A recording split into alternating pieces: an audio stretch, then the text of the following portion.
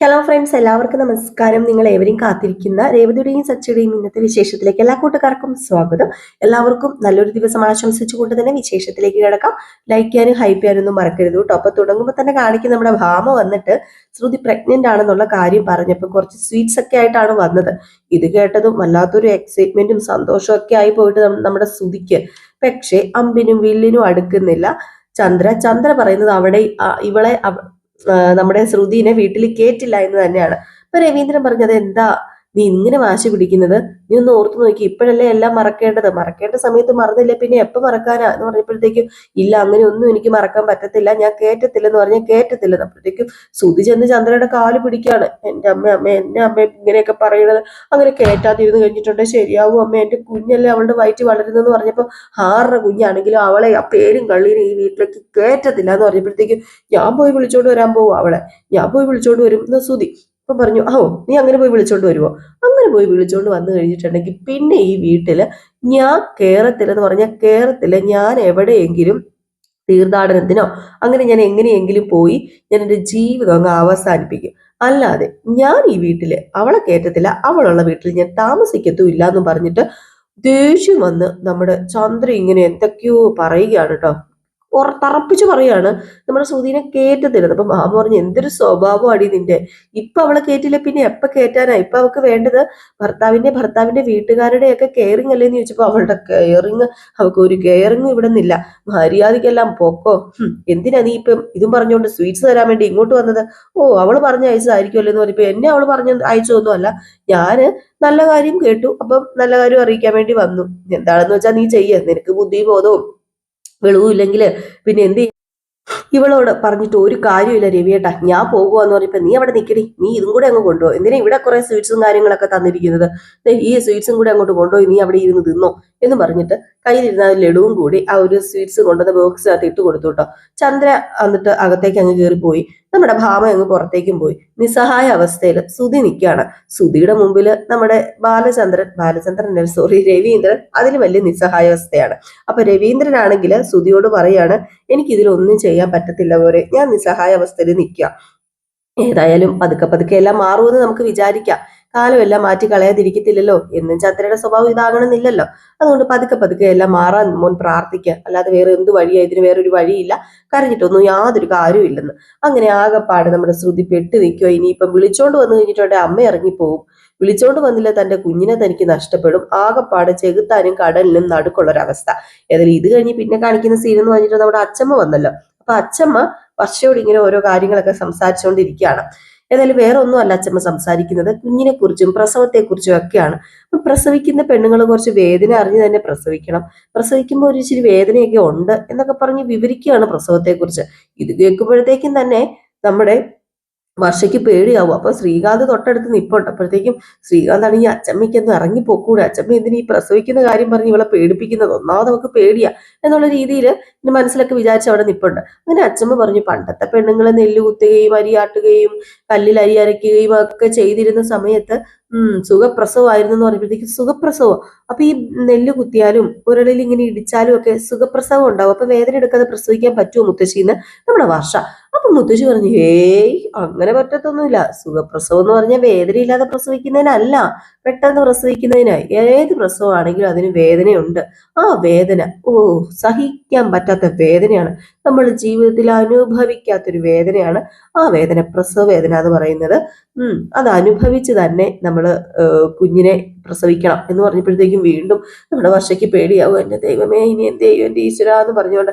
അപ്പം ഇപ്പം ശ്രീകാന്തിനാണ് വല്ലാതായി പോയി. ശ്രീകാന്ത് പറഞ്ഞ, അച്ഛമ്മ പോകുന്നില്ലേ എന്ന് ചോദിച്ചപ്പോഴത്തേക്കും, എന്നെ റൂമിൽ നിന്ന് ഇറക്കി വിടാൻ നിനക്ക് ധൃതിയാണോടാ? നിന്നോട് കുറച്ച് ഉപദേശങ്ങൾ എനിക്ക് തരാനുണ്ട്.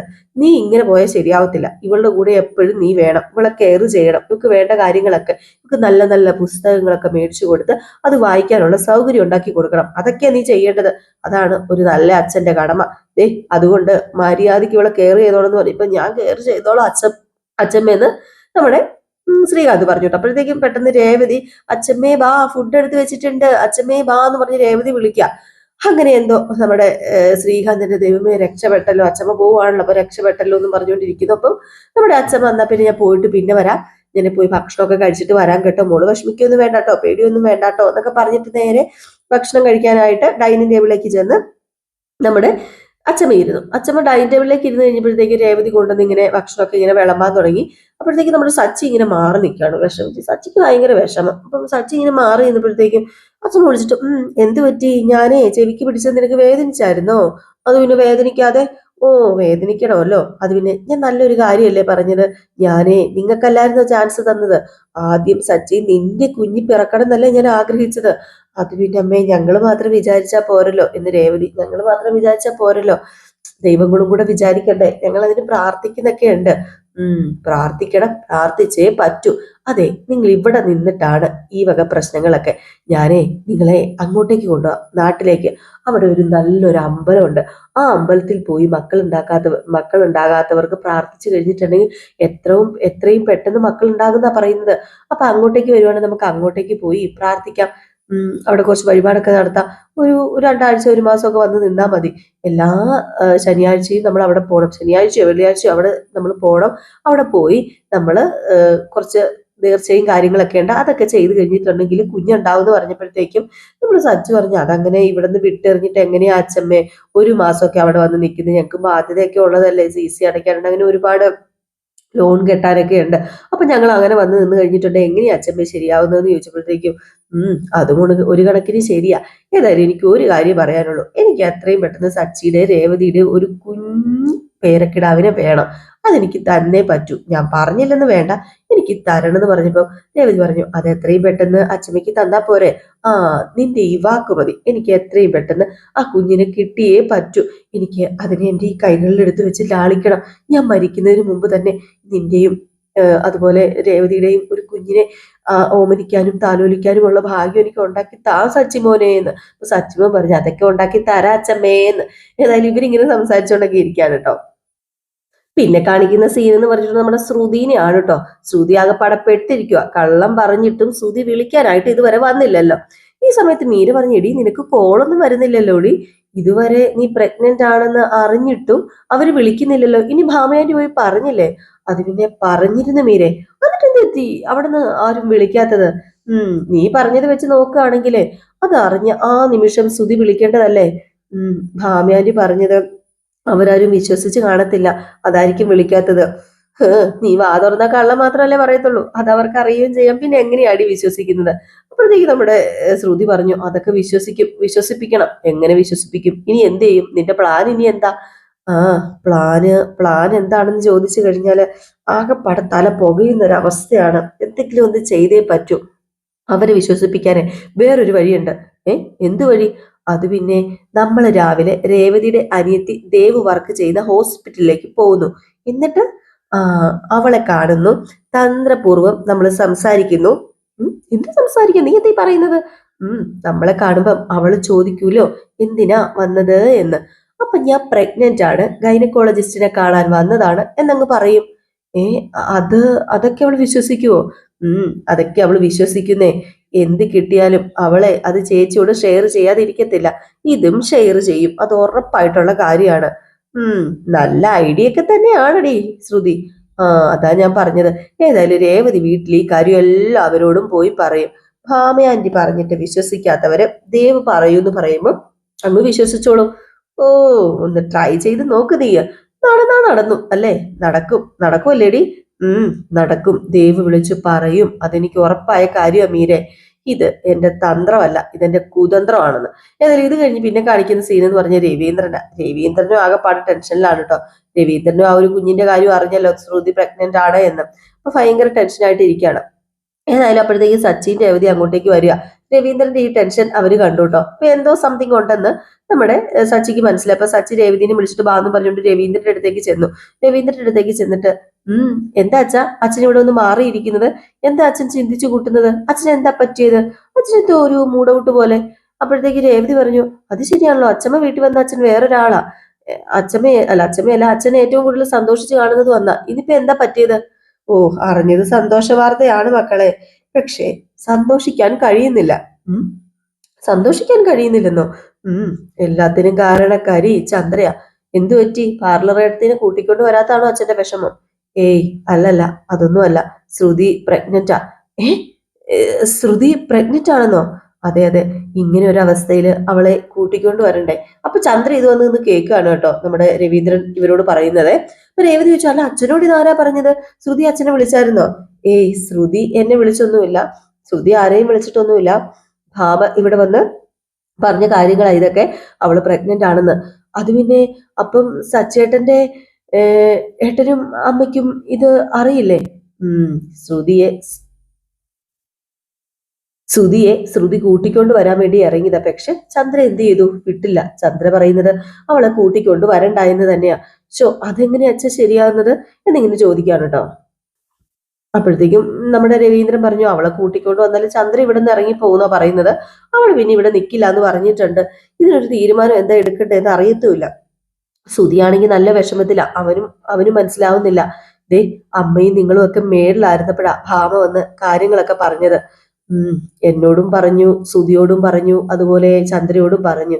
പിന്നെ ശ്രുതി ശ്രുതി പ്രഗ്നന്റ് ആണെന്ന് പറഞ്ഞിട്ടുണ്ടെങ്കിൽ അമ്മയ്ക്കും വലിയ സന്തോഷമാകുമായിരിക്കും. പക്ഷെ നിങ്ങളുടെ അച്ഛമ്മയോടും പറയണ്ട എന്നാ പറഞ്ഞത് നിങ്ങളുടെ അമ്മ എന്ന് പറഞ്ഞപ്പോഴത്തേക്കും രേവതി പറഞ്ഞു, അത് പിന്നെ മോശമാവില്ലേ അച്ഛമ്മയോട് പറയാതിരുന്നാല്? അയ്യോ, അങ്ങനെ പറയാതിരുന്നു കഴിഞ്ഞിട്ടുണ്ടെങ്കിൽ അച്ഛമ്മ അറിഞ്ഞു കഴിഞ്ഞാല് അച്ഛമ്മയ്ക്ക് വിഷമമാകും. അച്ഛമ്മ ചോദിക്കുകയും ചെയ്യൂലോ. അച്ഛമ്മയ്ക്ക് വിഷമാവുന്ന പല കാര്യങ്ങളും നമ്മൾ അമ്മയുടെ മുമ്പിൽ മറച്ചു വെക്കാറുണ്ടല്ലോ രേവതി. പക്ഷേ ഇത് മറച്ചു വെക്കരുതെന്ന് ഞാൻ ഓർത്തതാ. പക്ഷെ എന്ത് ചെയ്യാനാ, ഒരു മരുമകളെ ഈ വീട്ടിൽ നിന്ന് പുറത്താക്കിയിരിക്കുക. അവളാണെങ്കിൽ ഇപ്പൊ ഗർഭിണിയും. ഇതൊക്കെ എങ്ങനെയാ പറയാതിരിക്കാന്ന് ഞാൻ ഇടയ്ക്ക് ചിന്തിക്കുന്നുണ്ട്. അത് പിന്നെ അച്ഛ വീട്ടിൽ നടന്നതൊക്കെ അച്ഛമ്മയോട് മറിച്ച് വെച്ചതിന്റെ വിഷമമൊക്കെ അതെനിക്ക് മനസ്സിലാവും, അതെനിക്കും ഉണ്ട്. ഒരു കാര്യം ചെയ്യാം, അച്ഛൻ അമ്മയെ പറഞ്ഞ് മനസ്സിലാക്കുക, എന്നിട്ട് നമുക്ക് എല്ലാ അച്ഛമ്മയോട് പറയാം. അപ്പോഴത്തേക്കും ചന്ദ്ര ഇതൊക്കെ കേട്ടോണ്ട് നിൽക്കുമല്ലേ, ഠോ എന്ന് വിളിച്ചോണ്ട് അങ്ങ് വന്നിട്ട്, ഓഹോ, ആ കള്ളിയെ കൂട്ടിക്കൊണ്ട് വരാൻ വേണ്ടി ഗൂഢാലോചന നടത്തുകയാണല്ലേ മൂന്നുപേരും കൂടെ ചേർന്ന്. അപ്പൊ രവീന്ദ്രൻ പറഞ്ഞു, നീ ഒന്ന് മനസ്സിലാക്ക ചന്ദ്രേ. ഓ, നിങ്ങൾക്കാ മനസ്സിലാവാത്തത്. അമ്മയോട് എല്ലാം പറഞ്ഞാലേ ആ നിമിഷം ആ കള്ളീനെ കൂട്ടിക്കൊണ്ട് വരും. ഈ വീട്ടിൽ ഞാൻ വേണോ അവള് വേണോ അത് നിങ്ങൾ തീരുമാനിക്കുക. എടി പൊന്നു ചന്ദ്രേ, നമ്മൾ അവനെ ഓർത്തിട്ടല്ലേ, നമ്മുടെ മോന് വേണ്ടിയല്ലേ. എന്തൊക്കെ പറഞ്ഞാലും അവനൊരു അച്ഛനാകാൻ പോവല്ലേ. കൊച്ചൻ കൊച്ചൻ. ദേ, ആ കള്ളി ഇവിടെ കയറി പറ്റാൻ വേണ്ടി ഓരോ കള്ളക്കഥകൾ ഉണ്ടാക്കി ഇറങ്ങിയിരിക്കുക. അവള് പ്രഗ്നന്റ് ഒന്നും അല്ല. ദേ, ഞാനൊരു കാര്യം പറഞ്ഞു, അവളെ ഇങ്ങോട്ട് കേറ്റണ്ട. ദേ, അവള് പറയുന്ന എല്ലാം വിശ്വസിക്കുന്ന മണ്ടന്മാരെ ഈ വീട്ടിലുള്ളതെന്ന് എല്ലാവർക്കും നല്ല അവക്ക് നന്നായിട്ട് അറിയാം. ദേ, ശ്രുതി അച്ഛനാകാൻ പോവെന്ന് അറിയുമ്പോഴത്തേക്ക് അവന്റെ മനസ്സ് ഇളകുള്ളൂ. അതുകൊണ്ടാ ഇത് സൂത്രമായിട്ട് കൊണ്ടുപോയി ഇവിടെ ഇട്ടത്. എടി ചന്ദ്രൻ, നീ വെപ്രാളപ്പെടാതെ, ഇത് കള്ളമല്ല, സത്യമാണെന്നേ. നമുക്കെല്ലാം അമ്മയോട് പറയാം ചന്ദ്രൻ. എല്ലാം അറിയണോ അമ്മ? നമ്മുടെ ശ്രുതിയല്ലേ. അവൻ ഇങ്ങനെ സങ്കടപ്പെടുന്നത് കാണാൻ എന്നെ കൊണ്ട് പറ്റില്ല. നിനക്ക് പറ്റുമോ? അവന് വേണ്ടിയിട്ട് നമുക്ക് അവളെ കൂട്ടിക്കൊണ്ട് വരാം. കെട്ടുതാലി അഴിച്ചിട്ടില്ലല്ലോ, അവർ ഡിവോഴ്സ് ആയിട്ടില്ലല്ലോ. എന്തായാലും അവർ ഒന്നിച്ച് ജീവിക്കേണ്ടവരല്ലേ, ഈ വീട്ടിലേക്ക് കയറി വരേണ്ടവളുമാണ്. ദേ, ഞാൻ പറഞ്ഞു കഴിഞ്ഞു, അവൾ ഇനി ഇങ്ങോട്ടേക്ക് വരില്ല, ഞാൻ വരുത്തില്ല. എനിക്കത് ഇഷ്ടമല്ലെന്ന് പറഞ്ഞ് ഇഷ്ടമല്ല. നിങ്ങളെല്ലാവരും കൂടി അമ്മയോട് പോയി പറഞ്ഞ് അവളെ ഇങ്ങോട്ട് കൂട്ടിക്കൊണ്ട് വന്നാൽ പിന്നെ ഈ വീട്ടിൽ ഈ ചന്ദ്രമതി ഉണ്ടാവത്തില്ല. ഉള്ള കാര്യം പറഞ്ഞേക്കാം. ഇനി ഒരിക്കലും എന്നെ കാണത്തുമില്ല. അത് ഞാൻ ചെയ്യും എന്ന് പറഞ്ഞിട്ട് നമ്മുടെ ചന്ദ്ര അങ്ങ് പോവുകയാണ് കേട്ടോ. ആകപ്പാടെ കുരുങ്ങി. ഏതായാലും നമ്മുടെ സച്ചി പറഞ്ഞു, ഇനിയിപ്പോ എന്ത് ചെയ്യാനാ അച്ഛാ? അല്ല, അമ്മ പറഞ്ഞ സ്ഥിതിക്ക് വേണ്ട, നമുക്ക് ശ്രുതിയടുത്തിന് ഇപ്പൊ കൂട്ടിക്കൊണ്ട് വരണ്ട. അമ്മ പറഞ്ഞതുകൊണ്ട് ശരിയാവില്ലത്. അമ്മ വീട്ടിൽ നിന്ന് ഇറങ്ങി പോകുന്നൊക്കെയല്ലേ പറഞ്ഞത്. അമ്മയുടെ മനസ്സിന് നല്ലൊരു ദേഷ്യം ശ്രുതിയടുത്തോട് കിടപ്പുണ്ട്. അത് പതുക്കെ മാറട്ടെ, എന്നിട്ട് മതി എല്ലാ തോർന്നു പറച്ചിലും ഒക്കെ എന്ന് നമ്മുടെ സച്ചിൻ രവീന്ദ്രനോട് പറയാണ് കേട്ടോ. ഈ സമയത്ത് പിന്നെ കാണിക്കുന്ന സീൻ എന്ന് പറഞ്ഞിട്ടുണ്ടെങ്കിൽ ശ്രുതിനെയാണ്. ശ്രുതിയാണെങ്കിൽ അതും ഇതുമൊക്കെ ഇങ്ങനെ ആലോചിച്ച് കൂട്ടുകയാണ് കേട്ടോ. ഞാൻ എന്ത് ചെയ്യും എന്റെ ഈശ്വര, ശ്രുതിനെ കൂട്ടിക്കൊണ്ട് വന്ന അമ്മ ഇറങ്ങിപ്പോകും, എന്റെ കുഞ്ഞ്, ഞാൻ ഇനി എന്താ ചെയ്യുന്നത്? എനിക്ക് എന്റെ കുഞ്ഞിനെ കാണാനും പറ്റത്തില്ലല്ലോ, ഞാൻ വല്ലാത്തൊരു ധർമ്മസങ്കടത്തിലായല്ലോ എന്നൊക്കെ പറഞ്ഞുകൊണ്ട് ഈ സമയത്ത് നമ്മുടെ അച്ഛമ്മ ശ്രുതി അന്വേഷിക്കാം കേട്ടോ. ശ്രുതിയാണെ കാണുന്നില്ല. ശ്രുതി ഏത് നേരം റൂമിനകത്താണല്ലോ. അപ്പൊ അച്ഛമ്മ ആണെങ്കിൽ ശ്രുതി ഇങ്ങനെ എന്തിനാ റൂമിൽ കയറിയിരിക്കുന്നത്, അവൻ ഇത് എന്താ പറ്റിയെന്ന് പറഞ്ഞുകൊണ്ട് അച്ഛമ്മ നേരെ ചന്ദ്രന്റെ അടുത്ത് എന്നിട്ട്, എടി നിന്റെ മോൻ എന്തേടി, മൂത്ത മോനെ, അവനെ കാണുന്നില്ലല്ലോ എന്ന് ചോദിക്കുകയാണ്. അപ്പോഴത്തേക്കും ചന്ദ്രൻ പറഞ്ഞു, അത് പിന്നെ അവൻ കിടക്കാനോ ഇത്ര നേരത്തെ? അവൻ പണ്ട് ഇങ്ങനെയൊന്നും അല്ലായിരുന്നല്ലോ, അവനെ വിളിച്ച് എനിക്ക് അവനോട് കുറച്ച് സംസാരിക്കാനുണ്ടെന്ന് പറഞ്ഞു. എന്നാലും ഈ സമയത്ത് ചന്ദ്രൻ പോയി ശ്രുതിനെ വിളിച്ചുകൊണ്ട് വന്നു. അപ്പൊ ശ്രുതിയോട് ചോദിക്കുന്നുണ്ട്, എടാ നീ നിന്റെ കെട്ടിയോളെ വിളിച്ചായിരുന്നു എന്ന് ചോദിച്ചപ്പോഴത്തേക്കും വിളിച്ചായിരുന്നു എന്ന് പറയും. ഇപ്പൊ ചന്ദ്രനോട് ചോദിച്ചപ്പോഴത്തേക്കും എന്നെ വിളിച്ചായിരുന്നു, ഞാനും വിളിച്ചായിരുന്നു, എന്നിട്ട് നീ എന്തേടി എന്റെ കൈ തരാതിരുന്നത്? അത് പിന്നെ ഞാനത് കാര്യം മറന്നു, നമുക്ക് ഭയങ്കര തിരക്കായിരുന്നു എന്ന് പറഞ്ഞു. അപ്പോഴത്തേക്കും നമ്മുടെ അച്ഛമ്മയ്ക്ക് ആകെ മൊത്തം ഒരു വശവശൊക്കെ തോന്നുന്നുണ്ട് കേട്ടോ. ഈ സമയത്ത് നമ്മുടെ സുധി വിചാരിക്കും അച്ഛമ്മയോടെല്ലാം തുറന്നു പറഞ്ഞാലോ, തുറന്നു പറഞ്ഞ് ചിലപ്പോൾ അച്ഛമ്മ ഇതിനൊരു സൊല്യൂഷൻ കാണുന്നു. ഏതായാലും നമുക്ക് കാത്തിരുന്ന് തന്നെ കാണാം ഇനി എന്താ സംഭവിക്കാൻ പോകുന്നത്. അപ്പോൾ ഈ ഒരു സീൻ കാണിച്ചിട്ടാട്ടോ ഇന്നത്തെ വിശേഷം അവസാനിക്കുന്നത്. അപ്പോൾ എല്ലാവരും കാത്തിരിക്കുക അടുത്ത വിശേഷത്തിനായിട്ട്. അടുത്ത വിശേഷവുമായിട്ട് വരാം. Tata bye bye. ലൈക്ക് ചെയ്യാനും ഹൈപ്പ് ചെയ്യാനൊന്നും മറക്കല്ലേ.